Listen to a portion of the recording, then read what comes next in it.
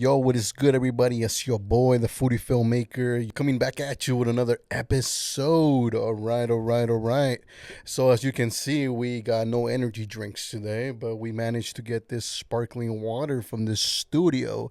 It's actually it's Kirkland's signature. I believe this is the Costco brand, and they got some of these drinks here in the studio for free. So I say, why not? Let me go ahead and try it. I've actually tried some of these drinks already here in the studio, but I haven't tried this specific flavor. This is the grapefruit flavor. I'm pretty sure it's gonna be good, just as the other ones. So let me go ahead and ASMR open this for you guys. Give me a second here. Oh, oh, oh. Oh, busy. Oh, so we like it. Let's take a little sip here. It's getting a little messy here, but ooh, I got a little stuck in there. I got some of the sparkling water stuck up on my throat. Ow, that kind of hurts actually. Uh, all right. Let's get into today's episode. All right. So I am recording this on a Sunday, and I actually did just record an episode 2 days ago. As you can see, you if you haven't seen it, you guys can go see the previous episode. But I did film one just 2 days ago on Friday, which was the one about the episode about burnout, the episode that I had to re-record again after I had recorded the main version, and then unfortunately I had a mic error, and so we had some difficulties with the mic, so the mic didn't capture the audio, so unfortunately we lost that version, so I had to re-record it. That happened 2 days ago. And we're here. We're back in the studio. I actually didn't think I would be back here so soon, but I had something to do here close to the studio, so I was like, why not? Plus, today's episode is gonna be actually split into two parts. It's actually I actually did it based on a submission from a fellow foodie. She goes by Super Anita. So if you guys want to follow her on Instagram, follow her at Super Anita. I'll go ahead and leave a link below so you guys can go and follow her. But apparently she's a fan of the podcast, and thank you for being a fan of the podcast. Thank you for tuning in every single time there's a new release. And yeah, so she actually had two topics that she wanted me to cover here on the episode, and so that's what I'm gonna be doing here. But I think the topics are actually pretty they're pretty good topics actually to discuss about. So I don't want to cover both of them in one episode. So I'm gonna be splitting them into two. So I'll actually be shooting two episodes on the same hour here. So I've never done that. I usually take I usually only film one episode per session, but today I'm gonna attempt to do two, just because we're already here, and next week it's looking a little busy, so I don't think I'm gonna be visiting the studio next week. Possibly maybe until like the weekend, maybe like next Sunday I'll be able to come through, but I'm still not sure yet. But in case I'm not able to come through, I'm gonna have some content for you guys to watch in the meantime. So without further ado, let's go ahead and get started.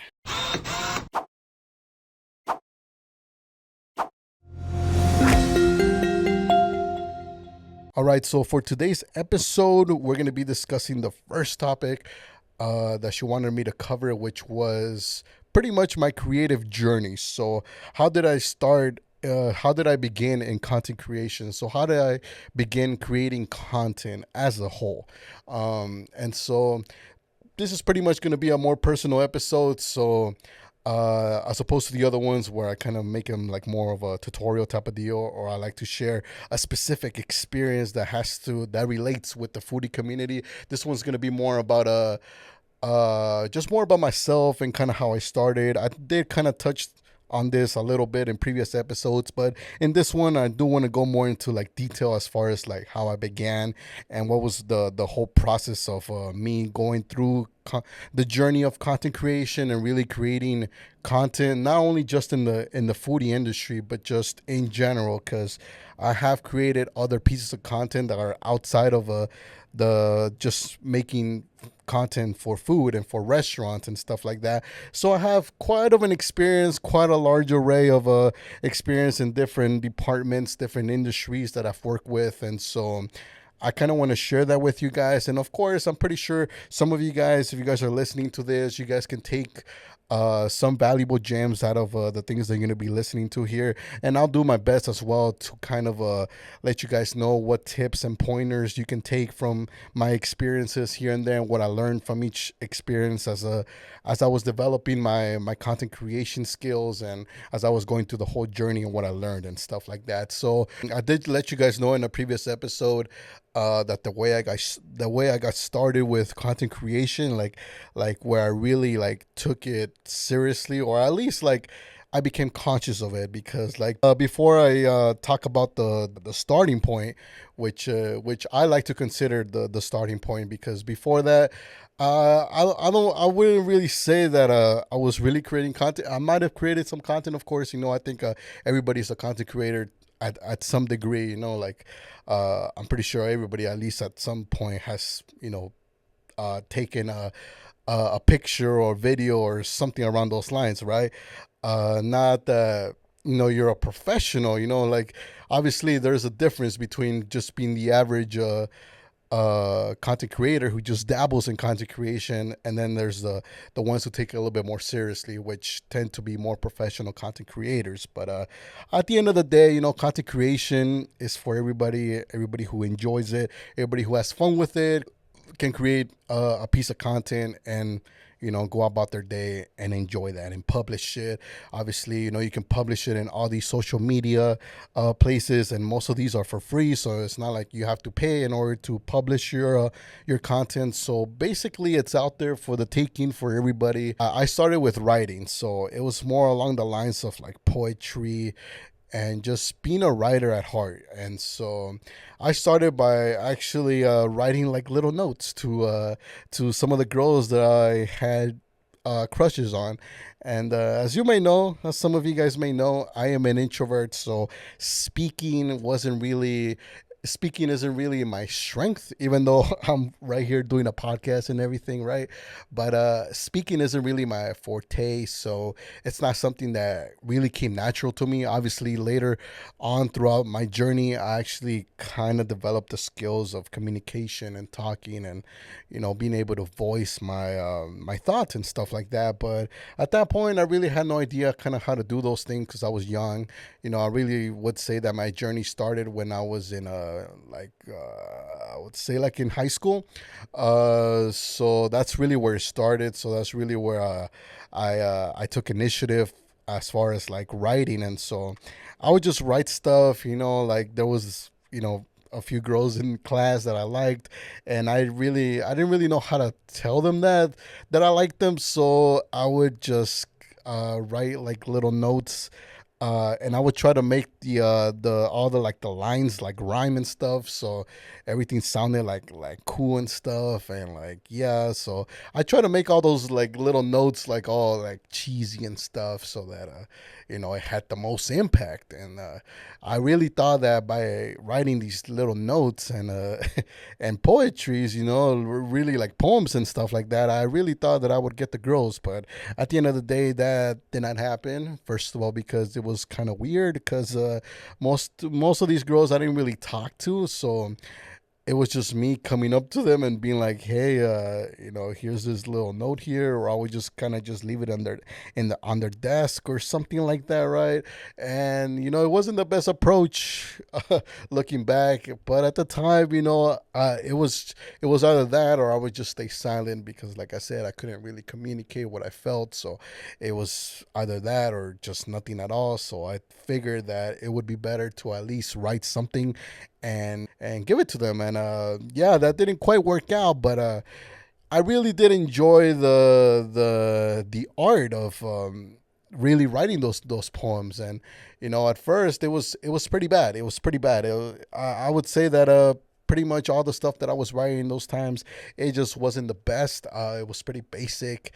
And yeah, even though I try to make it dramatic and stuff, like most of the ideas were coming from another place, I was really taking inspiration from other poems that I would read and stuff like that. And I would kind of just replicate the stuff that I would read, and I would take music, which was another passion of mine actually, and that's actually something that I aspired to do sometime back in the day, where I aspired to be some sort of musician. If it wasn't like an actual musician, like playing an instrument, it would be like a performing artist. So I did consider like singing, I did consider rapping, and I did get into rap for a while, which I will be talking about in a little bit down the episode here. But yeah, like music was a big factor for me. I just love listening to music, and I love the way that music really connects to content creation, because I feel like music, like you can really use it like as a way to inspire you, whether you know you take the lyrics themselves and you try to write your own like lyrics, your own poetry, or you can just use the music itself to kind of inspire you, to get you in the zone to do the art that you do. You know, a lot of people really, myself included, like use music just as a way to, you know, really get inspired, get in the zone, and you kind of just play the music in the background. You throw on some headphones, or you play it on your speakers, and you just, you know, you just let the music do its thing, and you let yourself kind of let loose, get creative, and you try to just and you do your thing, you know. And for the most part, it's not always doesn't always have to be music itself. You know, you just use music as a way to inspire you to maybe you're a photographer, and you know you throw on some earphones, you start listening to the music, you start getting creative, and then all of a sudden you start imagining certain shots that you want to get, and you know different angles and stuff like that. And so then you go and you actually make that happen as a photographer. And so I think that's really the beauty of music. And so to me, I used music in all the ways possible. So when it came to the lyrics, I would listen to music, I would listen to the lyrics. Primarily it was love songs at the time, because you know I was, you know, having all these feelings for these girls. So I would take a lot of love songs, break down the lyrics, and then kind of try to write my own lyrics or poetry, I guess you can call it, because it was like a mixture of both.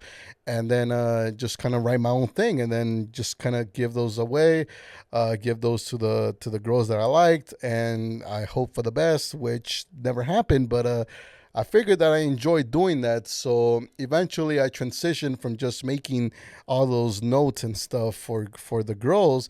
And then I just transitioned to just making those just for myself. And really, I said, why not just transition from just doing that to just picking other topics? So why not like write about like, you know, my life, write about like, the way I feel towards this cause or that thing, or pick a topic here and there, you know, make make a poetry or lyrics around like motivation, about, you know, being a better person, or maybe make a poem about my struggles, stuff like that, right? So it was all about writing. So at the time, my passion, my really beginnings of content creation was around writing. So it was all about the writing. So I would write lyrics, like I said, I would write poetry. It all came in different forms and stuff like that. I would actually try to take beats from like YouTube and stuff. If you go on YouTube and you look up like beats, you look up like sad type beat, or like romantic type beat, or like a struggle type beat, or stuff like that, right? You can find a lot of beats that have like no words at all, and then you could just write your own lyrics around that. And so that was basically another thing that I was doing, just writing stuff like that. Then I met like upcoming artists in my high school that really enjoyed singing and rapping, and so I would try to really collaborate with them and write lyrics for them that they could use for their own craft and stuff like that. Not like any of my lyrics ever made it out in into the world, but you know, I did that. I was just basically just writing, and then eventually I would start posting these. Like I would go on Facebook. At the time, Facebook was a little bit more popular, so I would kind of just write all my lyrics there and then kind of post it. It was kind of like a blog type of deal. So I would use Facebook as a blog platform, and I would just post all my lyrics there and all the stuff that I was writing. And yeah, people would read them actually, and then like they would give me feedback. They'd be like, "Damn, this one was good. This one was okay. This one was whatever's and stuff like that." And so that's basically it. I mean, like that was really the beginning. It was all like with lyrics and stuff. And were they the best lyrics? Not really. Looking back, I was like, I sometimes do go back and I do read some of those because I do still have some of those like in my hard drive and stuff like that. But I was like, oh my goodness, like what was I writing? Like, sure, at the time it kind of felt like it was the best thing ever, you know. But now looking back, it was like some of the stuff just I just wouldn't write it that way. But at the time, you know, it was what it was, and you kind of just embrace what you feel at the time and you just put it out there.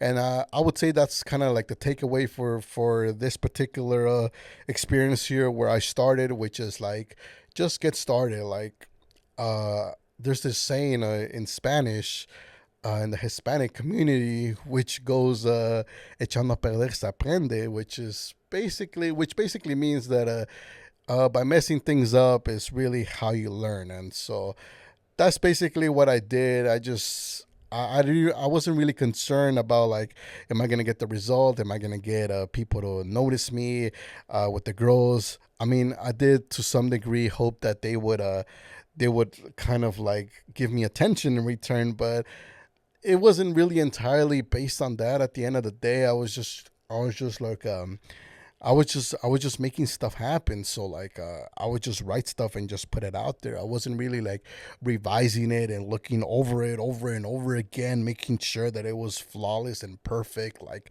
you know, at first just get into it. You know, just make stuff happen. Just, you know, get in there and do what you can with the knowledge that you have. Like at first, sometimes you don't even have the full knowledge, you don't have the full understanding of what you're going to be doing. And this applies to any content creation, whether you want to be a writer, you want to be a photographer, you want to be a cinematographer, a filmmaker, whatever you want to be. uh you don't always have all the answers at the beginning, and you don't always have all the know-how. And so for you to just settle and just kind of be like, well, I don't really know how to do this and that, and for you to be out there just kind of waiting on the perfect opportunity or just waiting until you've collected enough knowledge to start, it's not the best way to approach things. You really just want to go at it and just get yourself in there, get your feet wet, you know. Do whatever you need to do in order to just get started, get the ball rolling. And then later on is when you actually improve. You know, you start to see like, okay, like depending on what you pursue, you know, usually everybody has like a decent amount of skill set to begin with. So, you know, if you're a natural, most likely you will have like a really huge advantage at first, and a lot of things are going to come natural to you. So, you know, good for you on that. But some people don't have that. Some people don't have that natural uh that natural skill to begin with. So then that natural talent to begin with. So then they do have to kind of develop that with time. But you'll never know where you stand as far as like your talent and your skill until you actually start. And so that's why I think it's the most important thing, because once you know where you stand, then you can start to actually work around that. So obviously, if you're not talented and you don't have that natural talent and you don't have any skill to begin with, then you already know where you stand. So then you will have to kind of learn the foundations and learn a lot of the basics first and internalize those before you can move on to more advanced things. As opposed to if you're already talented, you have that natural talent in you, then perhaps you will kind of need to learn the basics. Of course, you know, it never hurts to learn the foundations, but you probably won't need to spend that much time in the foundational area because you have that natural talent. So you'll probably progress faster as far as like getting out of the foundational, the beginner stage.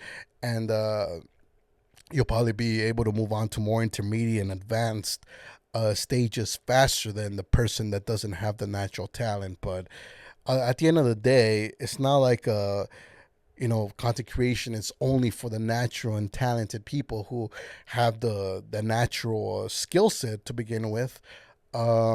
It's really for everybody, but you just have to know where you stand at first. That way, you know how much work you need to put in after that. And so for me, I feel like I didn't really have a natural talent. And I was told by a lot of people that I didn't really have that. I had I had the desire, though. I had the passion for it. I did have the enthusiasm to go out and create content. I did have the love for it. I just didn't have the natural talent for it. I didn't have the skill set. And so I really enjoyed watching other content creators do their thing, and I was very inspired by them. But I just didn't have that, to begin with. So I did really have to mess up a lot and really learn the foundations and the basics first. And I had to really internalize those before I could move on and do more of the advanced stuff. So yeah, so at the beginning it was just all about writing, and then later as I did more writings, then I got into actually making beats. So I went from all the lyrics and stuff to now making beats. So I guess you can say like most of my beginnings were mostly revolving around becoming an artist and an actual musician. So I was dabbling with a software called FL Studio.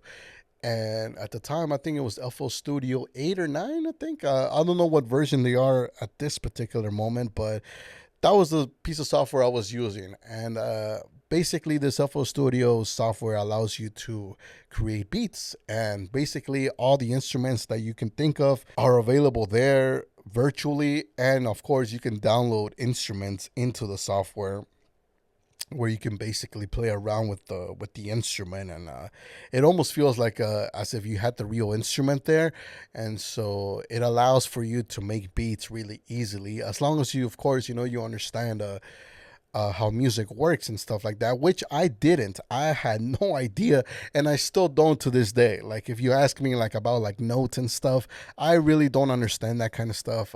I do understand it a little bit, but not really like at a professional level. I wouldn't even say intermediate. I understand at a very beginner level. Like, I can understand like certain notes here, but at the end of the day, like I was using that software just based on sound. So I was basically just going by I will play the instrument, and I'll see like, okay, this is a higher note, this is a lower note, and then I will kind of just create patterns, because that's basically how it works, right? You basically find a pattern that works, you find the melody, and then you find your bass, and then you throw in a few drums, which is like percussion and stuff like that. And so you kind of blend all of those instruments, and then you create a song, right? And so like usually you divide the beat depending on the kind of music you're making. You got to choose your tempo, and then you got to choose where the hook comes in, or the verses and stuff like that. And so usually for the verses, you'll kind of leave like a consistent pattern. That way, the artist can perform their can shine through, right? So that the beat is kind of just in the back, and it's not making too much of an impact. That way the verses are the ones who are like the primary lead.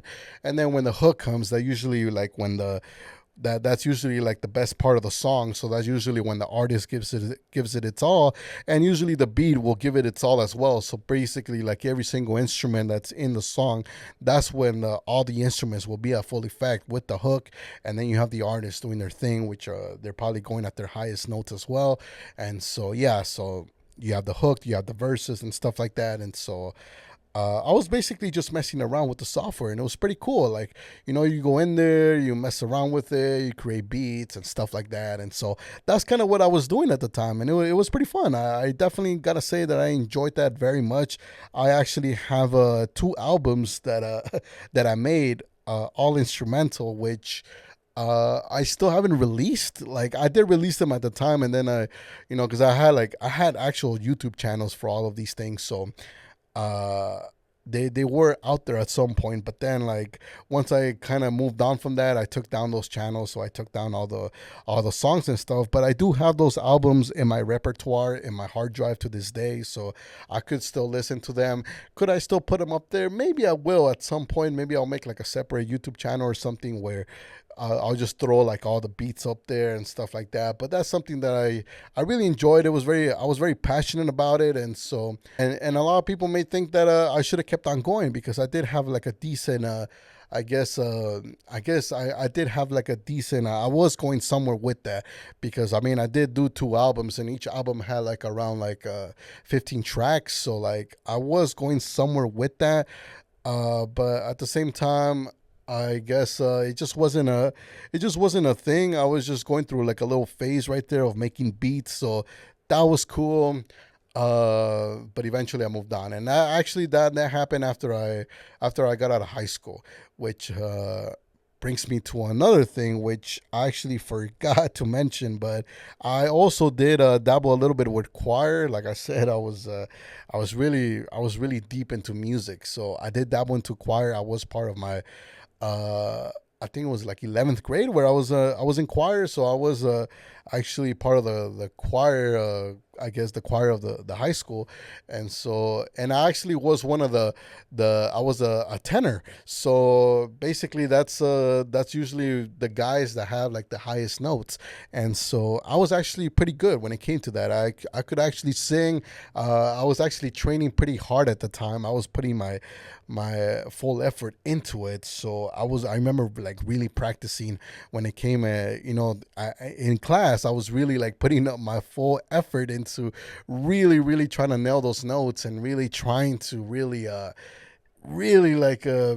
really believed that I could be a professional singer at some point, and so I would give it my all. I remember like I would stay after school to get like extra classes from the instructor, and I was very passionate about it. But eventually, once I left the choir class, that kind of just went away, and I never really pursued anything serious with singing as far as the singing aspect goes.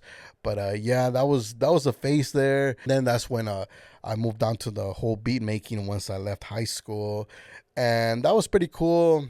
We I got into all that stuff, and then after the whole beat making, that's when I actually got into rapping because I really wanted to bring back all the lyrics and stuff, but I wanted to do it more seriously now.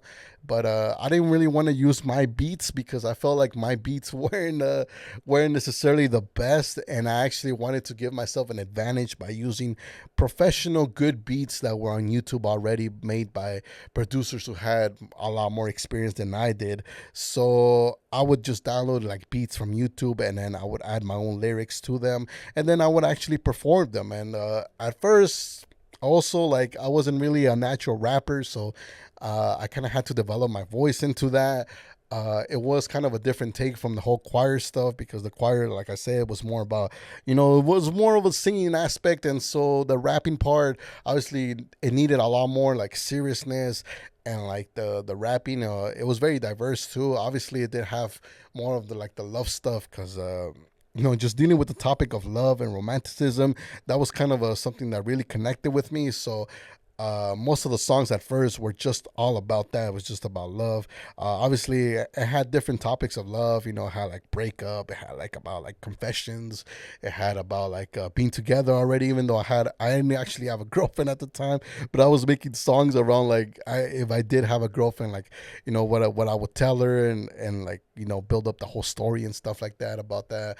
And so I was a lyricist. So like most of the things that I was writing in lyrics and performing in rap music weren't actually happening. I was actually making most of those things up because I wanted to practice my storytelling. So I wanted to see if I could be creative as far as like just creating lyrics out of nothing because these experiences never really existed.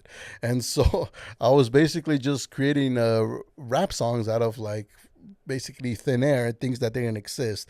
And so except for the ones that were more around like the hopeful side, like maybe talking about a crush and the way I felt about her and stuff like that. But other than that, like it was all like made up stuff. And eventually I transitioned from that as well. I went from like just writing about love stuff to like writing about like just my life or like something motivational, or it was just about like a random topic. I would just pick like a random topic just to have fun with it.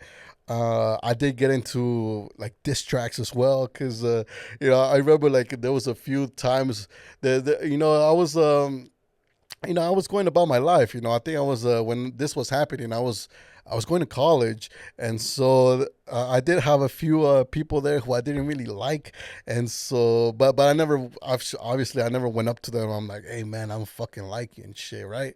So I would just like. I would write diss tracks, and I would just write about like how much I didn't like this person, and I'd be like, "Hey, motherfucker, man, I take you down," some shit like that, right?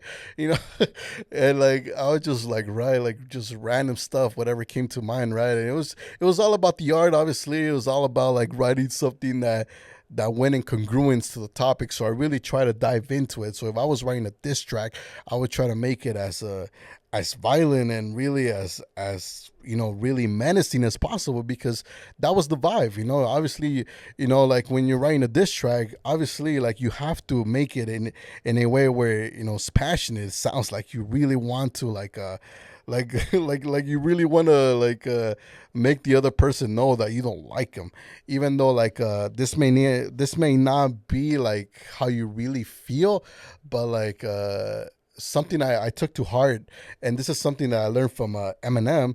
I'm pretty sure most of you guys know Eminem. If you guys don't know who Eminem is, I don't know.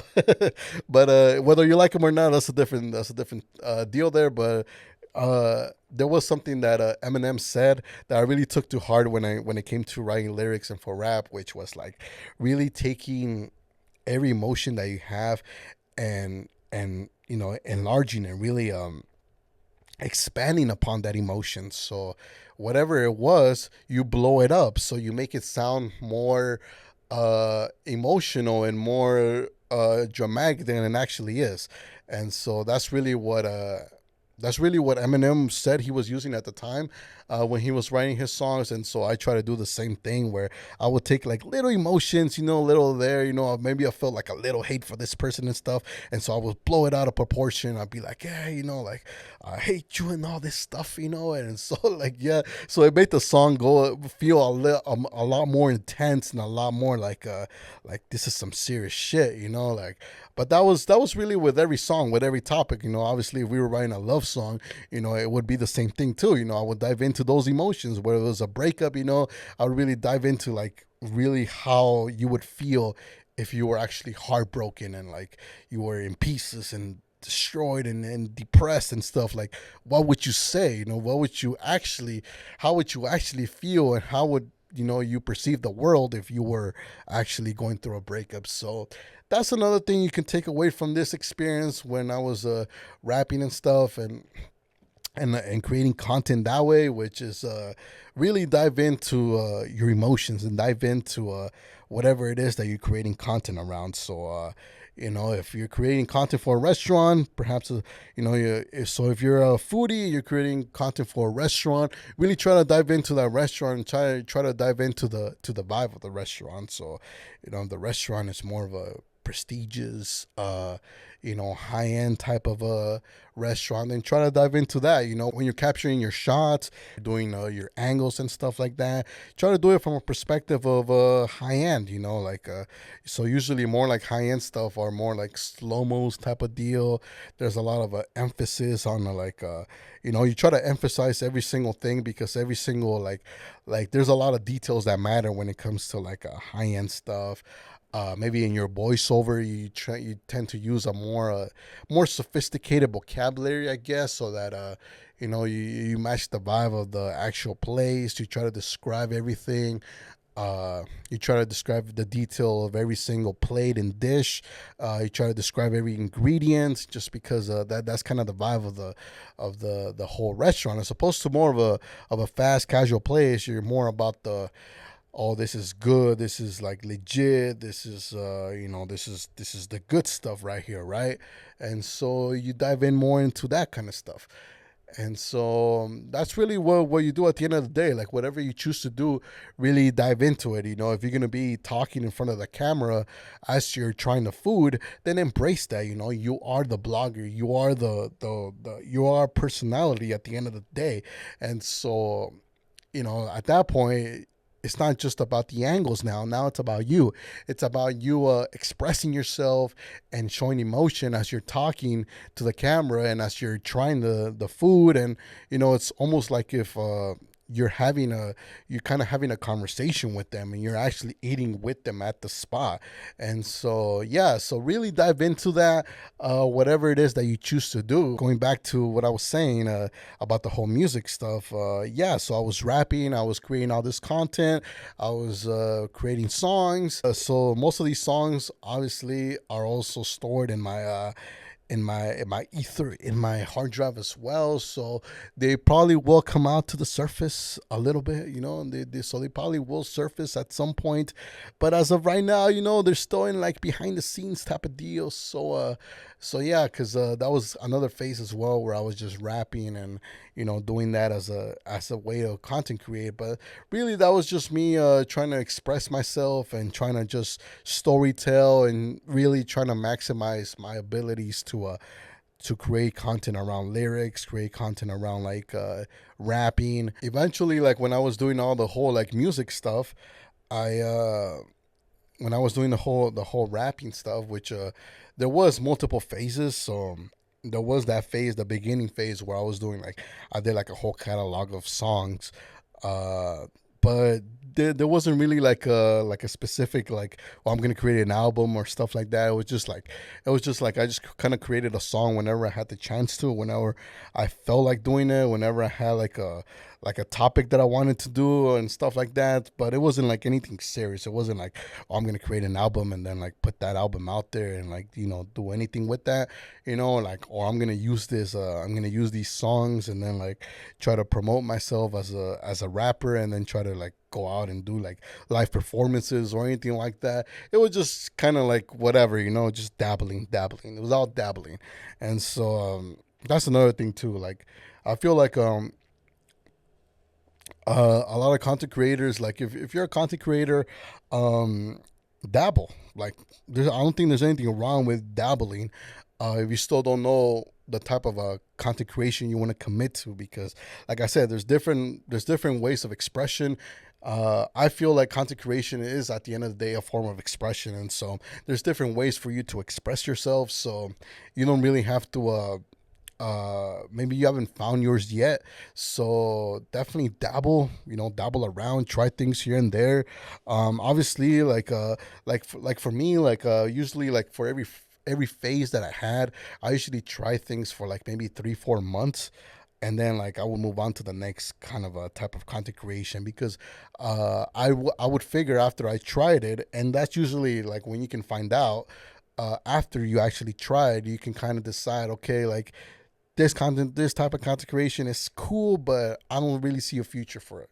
I don't really see myself like going pro, or because like at first, you do what you can and you kind of dabble around and you get somewhat good, but not like, you're really not touching any intermediate or advanced people. You're kind of just still in the beginner phase, and you kind of just stay there. Maybe you're like, you can compete with other beginners, but that's about it. Like once you hit like an intermediate person, like you're just gonna get destroyed at that point.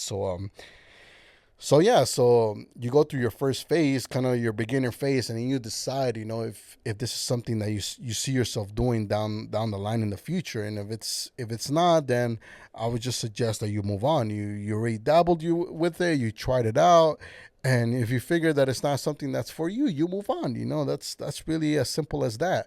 And so yeah, so after all that, that's really when I started to get into like all the photography and video stuff. Because I I was going to college at the time. I remember I was just trying to like make like just random videos in school and stuff like that.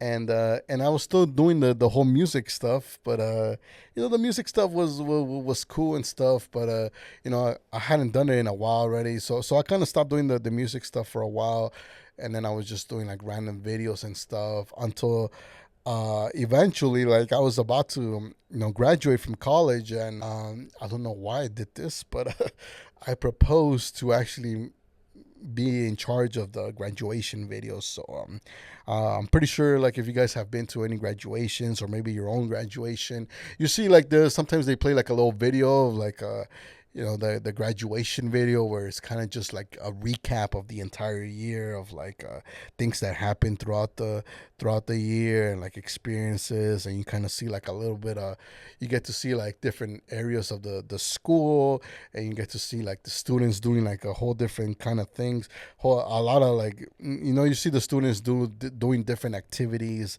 that are available at the school to do. And yeah, it's kind of like that kind of like cheesy video that's supposed to get you emotional because you kind of went through all that. You remember like all the places, the areas of the school and stuff like that. And so it's a nice little recap video though. So yeah, so I was in charge of doing that particular video, and at the time I wasn't that good of I really didn't have a camera.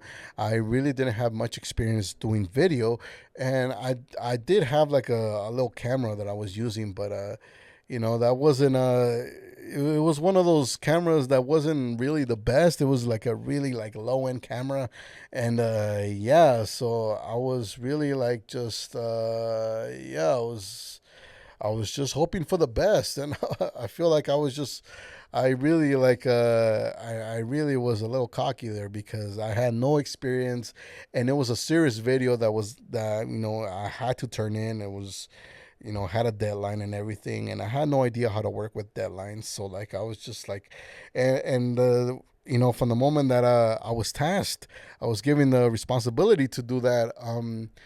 To the point where it actually had to be turned in, there was a big gap. There was a few months, and so I figured that I had all the time in the world, so I just kind of just I was like, hey, you know what, like it's all right. It's gonna be like a 1 minute video anyway, so it should be pretty simple.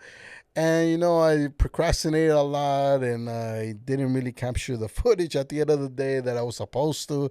I was really starting to record almost like in the last few months. Like in the last month, I think I was barely starting to get some footage, and like I was like rushing everything, and it was just a mess at the end of the day. I remember like I was just like I was trying to forcefully get shots from like different things that were happening, and it was all like within a really tight time frame now because I was doing everything at the end, and like it was a mess.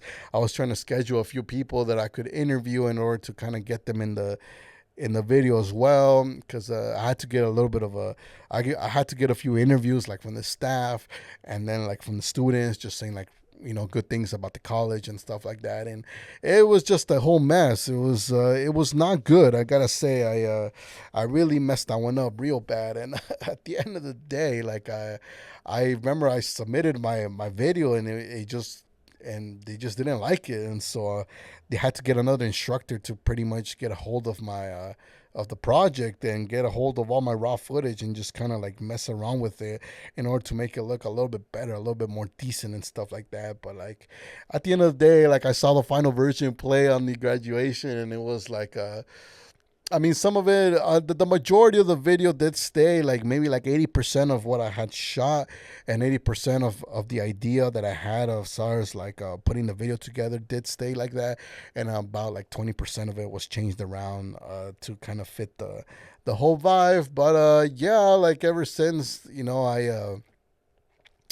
I was like, oops, like maybe next time I decide to take on a project like that, I probably should know what I'm doing. But you know what? Learn from that. Sometimes you just gotta you just gotta throw yourself in there. You just gotta take a risk and be like, hey, you know what? I got this. And maybe you don't got it. Maybe you don't have the experience. Maybe you don't have what it takes. Maybe you don't have the skill set. You don't have the knowledge. You don't have anything, but you have the confidence. And so sometimes the confidence itself is enough for you to just go up there, and tell like in this case it could be restaurant owners. You could tell them like, hey, you know what, I got this, give me that collab, give me that paid collab. Or, if you're going for social media management, be like, hey, you know what? I can run your page.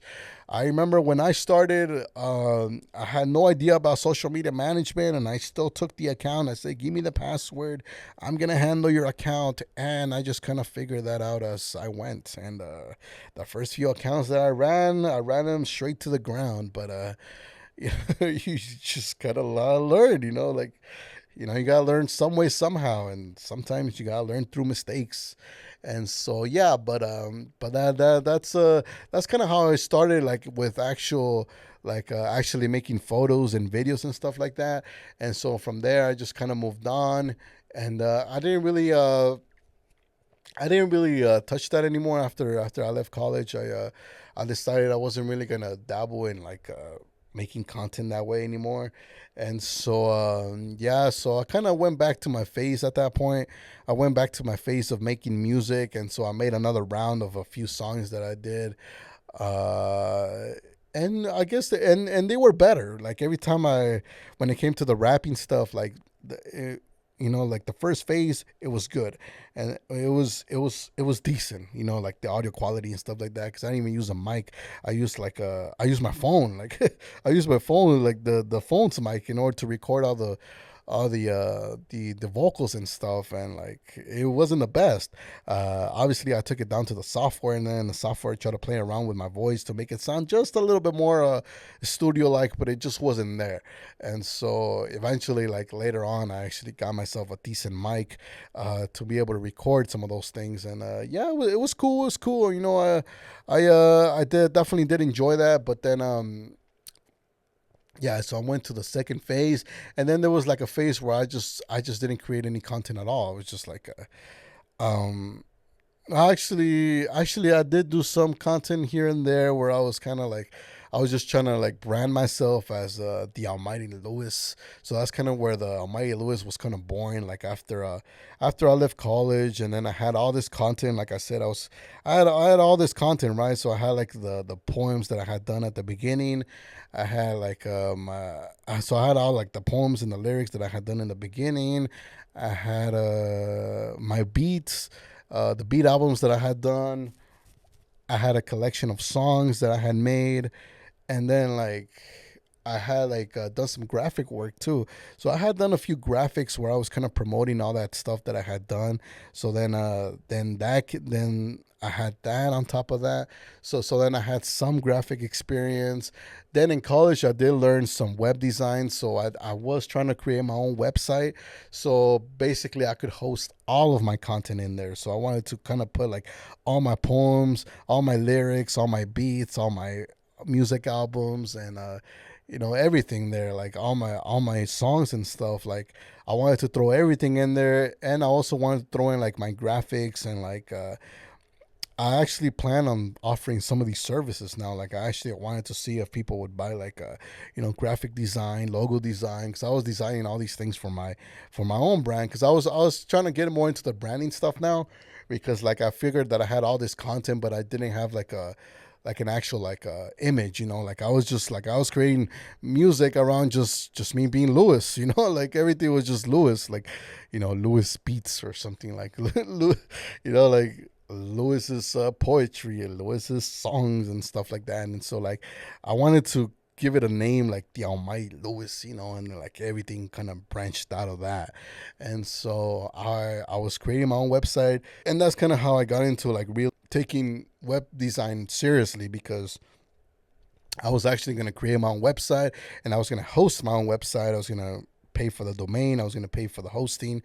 I was going to invest my time to design the actual website. And at the time, there was no Squarespace, there was no Wix, there was none of this stuff. I forgot what are the other ones. There's WordPress. There was none of these things existed. So I actually had to manually build my website with Notepad. So I actually had to learn like programming languages like HTML and CSS. So HTML is basically like the whole like structure of the website, and there's like the CSS part, which is like the design and the kind of like the overall look of the website. So dealing with the colors and stuff like that. Then you have like a PHP programming, which is like the if you can have any forms to fill out for people to submit certain things, like submit their emails or stuff like that, then you got to use PHP for that. Then you have like JavaScript and Flash and stuff like that. So if you're gonna have like animations and stuff like that within your website, and so a lot of programming languages that had to go into all of this. So it was pretty brutal, spending all that time like learning how to use all that stuff. But eventually, I did have a website up and running as well. And it was obviously thealmightylewis.com. Obviously, that website is no longer available because that website looked like shit. But it was my first attempt at creating a website, and it was a functional website, though, I gotta say.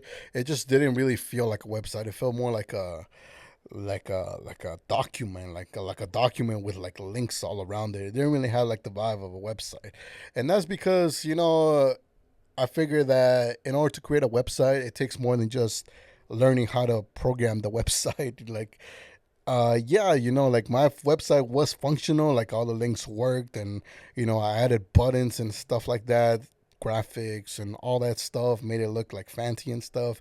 But it did at the end of the day, it didn't really feel like a website. It almost felt like it was like a page document that had like all these links and stuff that you can click on, and it didn't really have the vibe of a website. And so later on, I learned that there's certain elements and certain design methods that make a website feel like a website and function as a website.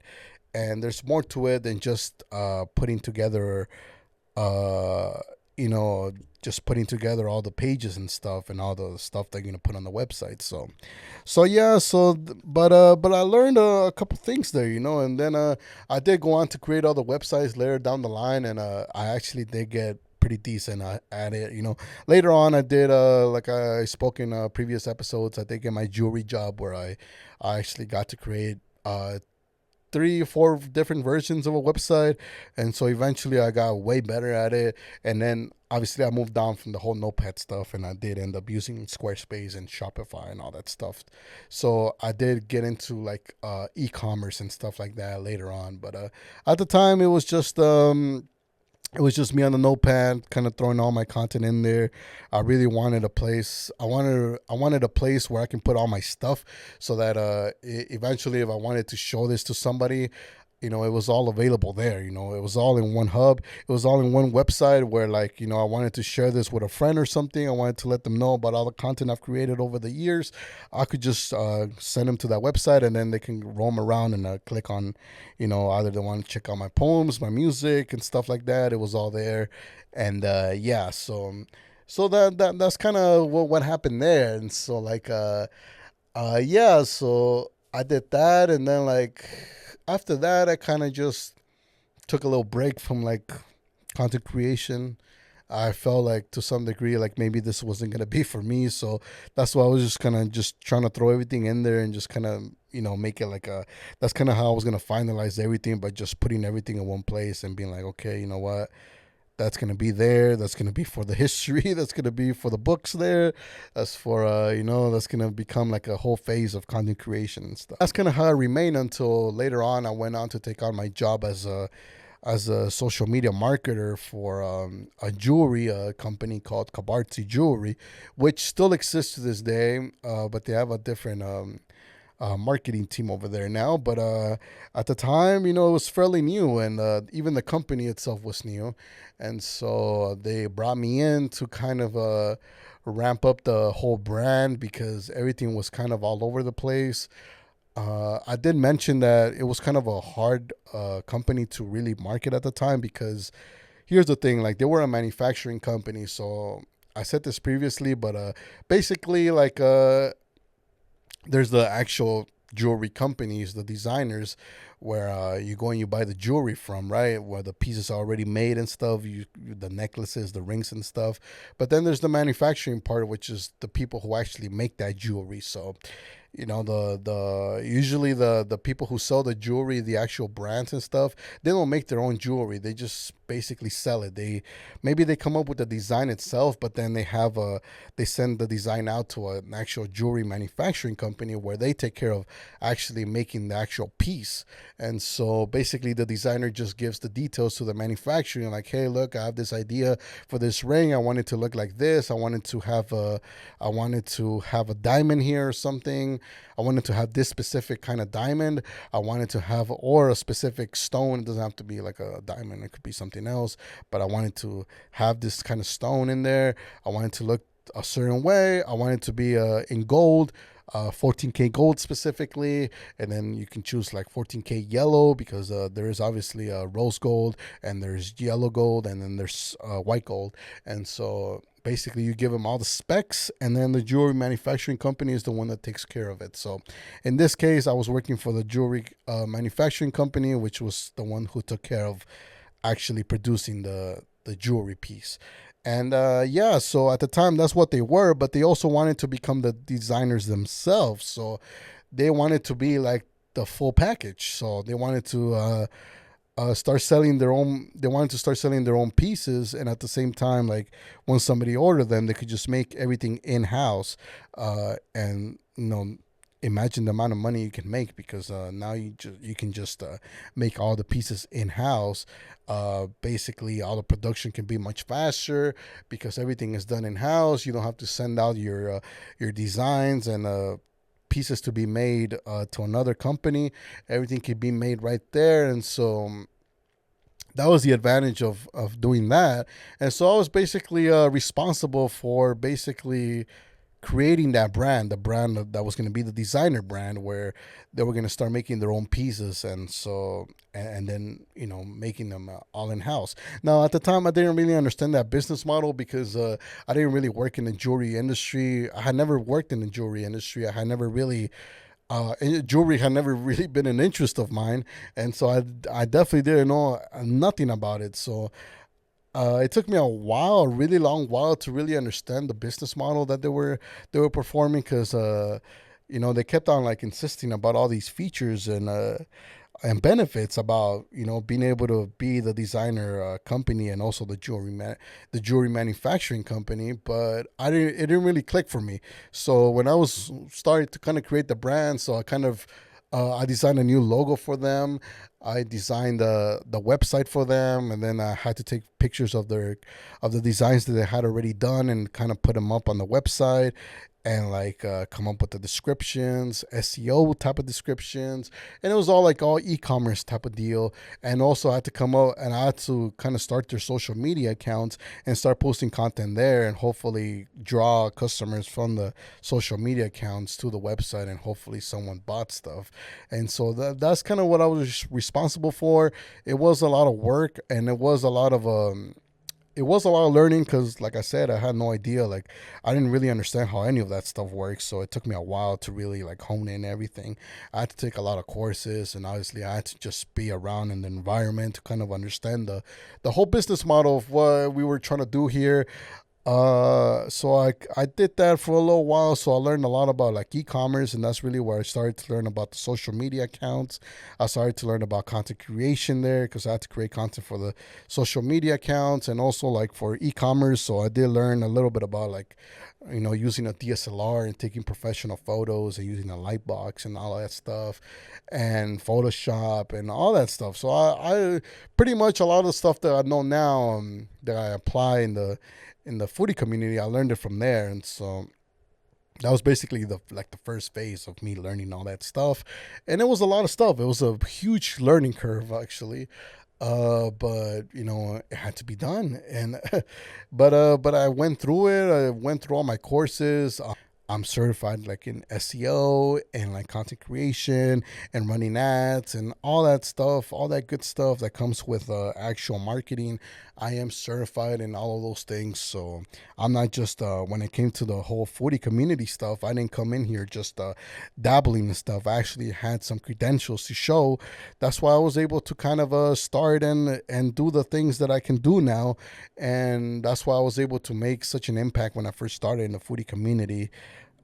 because I kind of understood all these concepts beforehand and I had some experience applying them. I just had to kind of transition industries and apply the things that I learned there here.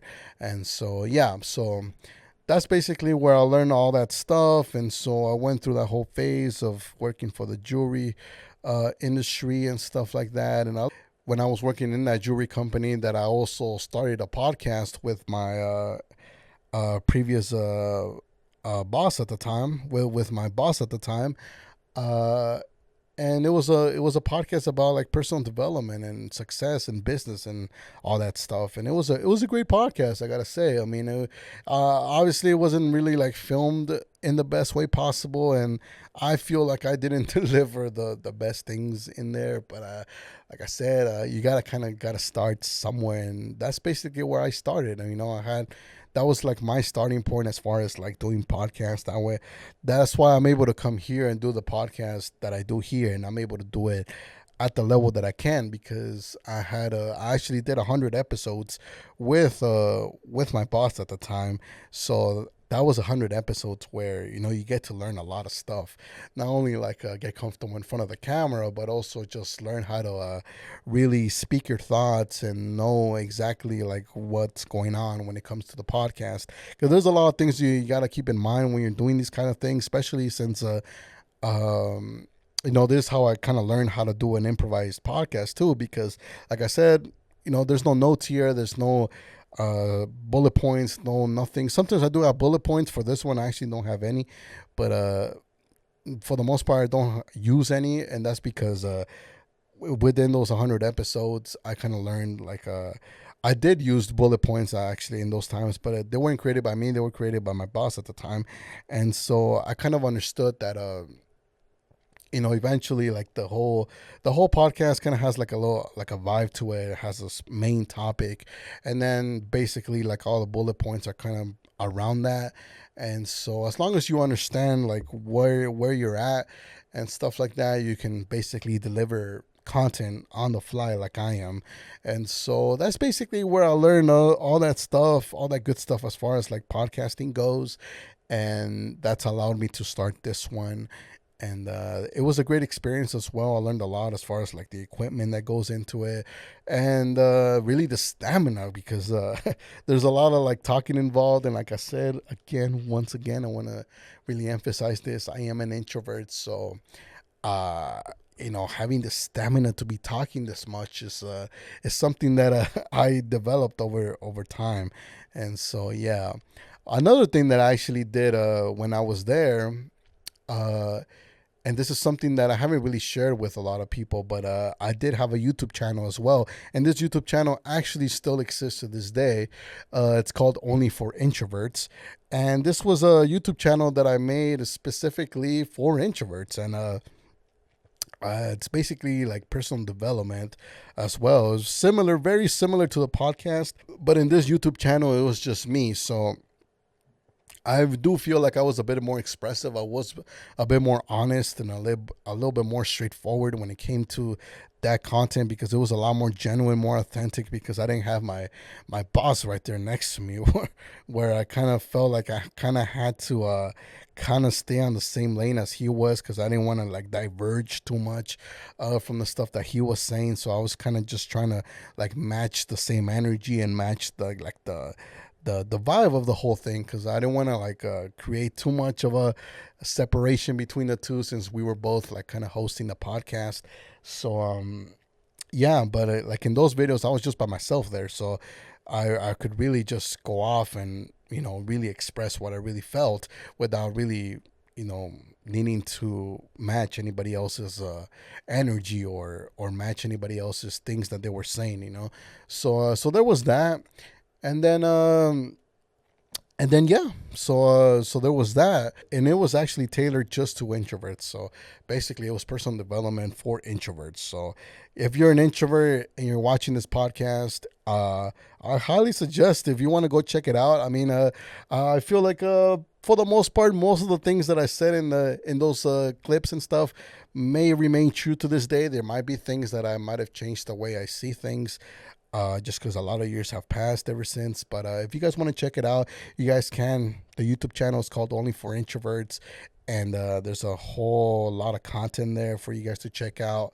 And there's also a few audiobooks that I did. Maybe some of you guys don't know, but I also dabbled with making audiobooks. So you can find 4 of my audiobooks in there. Was it 4 or 5? No, it was actually 3. Three audiobooks that I did from myself. Like I actually wrote the books and then I turned them into audiobook formats. And then there was one that I basically took inspiration from my current boss at the time. He kind of had like this like 10-step system of how to develop a skill from beginning to end. So from like not knowing anything to becoming a full-on master of something. And he basically went through like these 10 stages of how to develop a skill set from knowing nothing to becoming a master. And so he basically kind of laid out all the steps, and then I kind of went in there and like kind of broke down all those steps and kind of gave like actual tangible examples of how you can basically apply every single one of those steps into your own life, so that you can take this and like apply it to any skill that you want to learn and go through all the steps in order for you to become a full-on master. And so yeah, so then that book was made, and then I turned it into an audiobook version as well, which you can also find in there. And so yeah, that's basically how things went right there. So I did dabble with audiobooks. Obviously, the real actual like ebooks do exist as well, which are not available for download, but because I just haven't put them out there for them to be hosted somewhere for you guys to download. But if any of you guys want those ebooks, you could always email me. My email is down below. And then if you guys really want the ebook versions, I could email them to you. But you can find the audiobook versions on that channel as well. And all those audiobooks were voiced by me. I did use a professional mic, so they sound pretty decent. But yeah, they were definitely a lot of work, because I mean, like I spent like a good amount of hours just basically voicing those audiobooks, and then I had to go in and edit them and stuff, and it was kind of a complicated kind of deal there, but I made it happen. And so I dabbled with audiobooks, and then yeah, so. It's a lot of content creation, a lot of things that happened. And the one lesson I can really give you is basically just make it happen. Just get started. Actually, one of the ebooks talks about that, and it helps you actually. If you go listen to it, one of the ebooks actually talks about how to get started in pretty much anything. And it talks about like, I believe it's 10 roadblocks that you might have once you have an idea of something that you want to start, but you just can't. So then I kind of break down the 10 roadblocks that you may be facing and how to like deal with each of them, because you got to address them all. You got to address all of them a little bit differently depending on what's stopping you from starting. So it's all of that is available in that audiobook, but definitely that's really the final lesson here. Just get started. Don't let anything or anyone really stop you. At the end of the day, everybody kind of starts with a different level of skill set. And it's for you to start, determine what that skill set is, and then build up from that. So be honest with yourself once you get started. See where you stand and then work your way up from there. So some of you guys watching this, when you start off your content creation journey, you're going to be pros. You're going to have a really good skill set to begin with. You're going to be naturally talented. So for you to elevate yourself from that to intermediate and advanced is going to be much easier. For some of you, you guys are going to have no talent whatsoever, no natural talent. So you guys are going to have to build your skill set from the ground up. It's going to be brutal down there, but I promise you that if you keep working at it and you really learn the foundations and the basics, you will get to a point where you will be decent and you will be really good. Like I said, for me, none of the content creation avenues that I took, I didn't have natural talent at any of them. So basically all of them I had to basically work my way up to them. To really work really hard, spend a lot of nights just working, and like really trying to redo a lot of things in order to make stuff happen. But it's possible. It's definitely possible as long as you stay committed, as long as you know what you want out of it, and really you just put in the time that's necessary in order for you to build that skill set. But but yeah, that's pretty much it. That's pretty much my entire journey as far as like content creation goes. I did a lot of things. I might have forgotten a few, but I think the few that I forgot, I don't think they were really that impactful for me to share here. And I didn't want to really stretch this episode too much, but I did end up. I think so. I think I did end up stretching it quite a bit. But yeah. Once again, thank you, Super Anita, for suggesting this topic, and hope you learned a lot from it. I hope most of you guys learned a lot from me, and then hopefully, you guys got to learn a little bit more about me and learn more about like content creation and really understanding that not everybody ends up becoming a pro at whatever they start. So like I said, I started in writing, and I ended up becoming a filmmaker. It's two completely different career choices, different paths. But at the end of the day, I feel like it's okay for you to just dabble and until you find something that you're really committed to, something that you actually love, and that's really genuine to you, authentic, and then just pursue it all along. Educate yourself. It's definitely important. But yeah, my voice is cracking. I am definitely losing my voice here, but yeah. I hope you guys enjoyed this episode. If you did, make sure you subscribe. Leave a comment below if there's something that you want to comment about. Make sure you follow the Instagram page of the podcast, and then follow my own personal. Well, follow my foodie page at the Foodie Filmmaker. Follow me on TikTok at the Foodie Filmmaker, and yeah. If you want to be a guest on this podcast, make sure you let me know. Hit me up. Yeah. Other than that, I will see you guys in the next episode.